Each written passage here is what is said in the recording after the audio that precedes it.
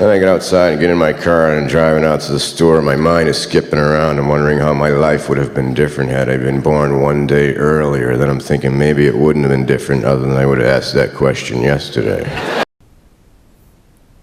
What is personality? That's an interesting question.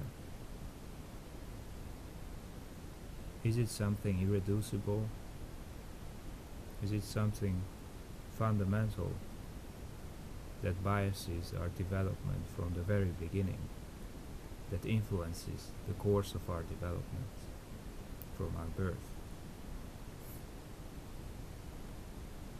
I think a more reasonable question to ask is to what extent is personality malleable? To what extent is it possible to change aspects of our personality, and especially aspects that cause us to suffer? Aspects like depressive tendency in a personality, or an anxiety biased personality.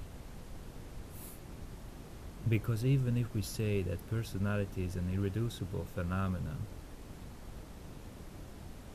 something mysterious that predisposes us towards adopting a certain structure of a personality, we still have to admit that to a large extent, to a large degree, our personality is learned, is something that we adopt through our development in a socially shared intersubjective reality. So in other words, our personality is a bundle of habits that we acquire and adopt in response to an intersubjective social world, and we learn our skills of dealing with and coping with an intersubjective symbolic reality.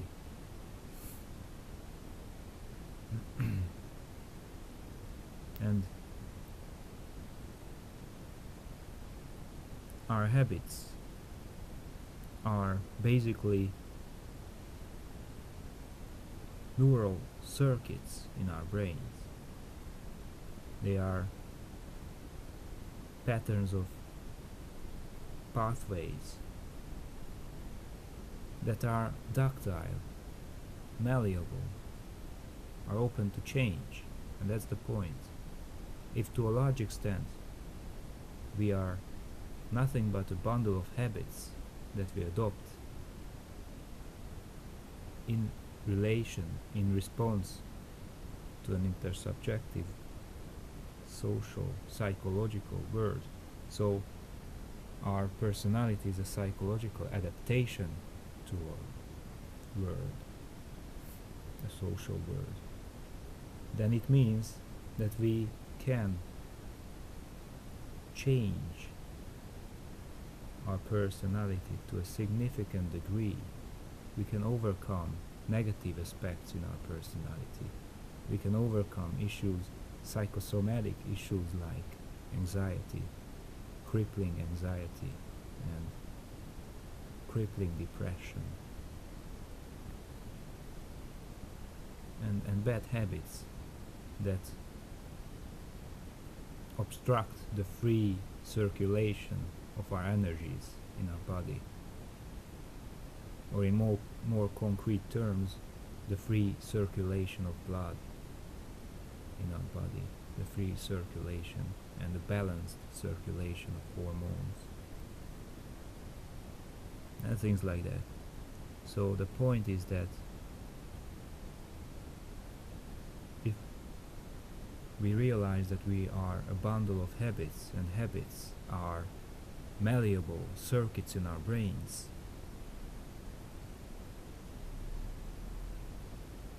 we have to become familiar with our habits.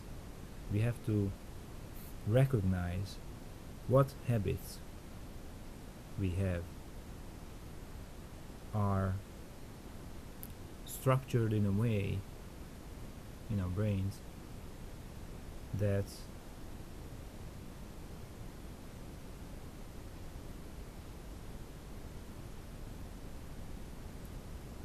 are biased towards a negative, self-undermining, self-abusive, malevolent cycles of mood in us because they can lead to psychosomatic issues. And I think what happens when we have these habits is that to an external input or stimuli, like a negative comment from somebody or something unexpected that happens that we are afraid of, so an external input or even an internal input, a self-generated stimulus, a negative thought. So to an input, to an initial input, negative emotions arise that immediately trigger attendant associations in our imagination and memory, and like dominoes falling in a row, the cascading cycle is suddenly full blown as we respond to that initial spark, that initial thought, or to that initial external input. And the input basically sparks our nervous system to shift towards a more diseased dynamics.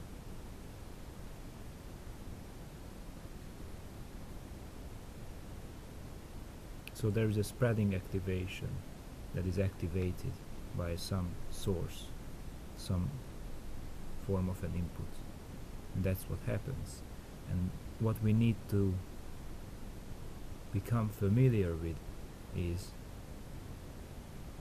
these patterns. So to what input, what kind of reactions arise. And when we recognize a negative cascade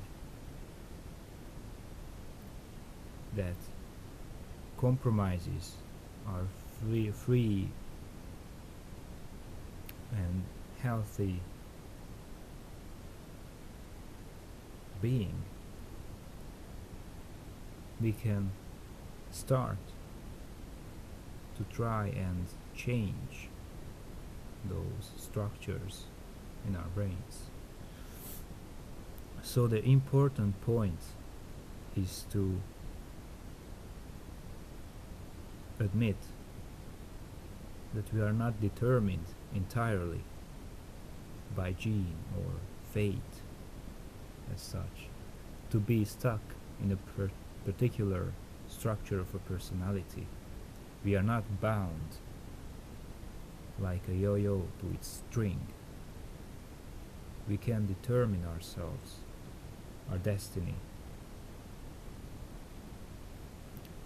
in some respects, at least to some degree.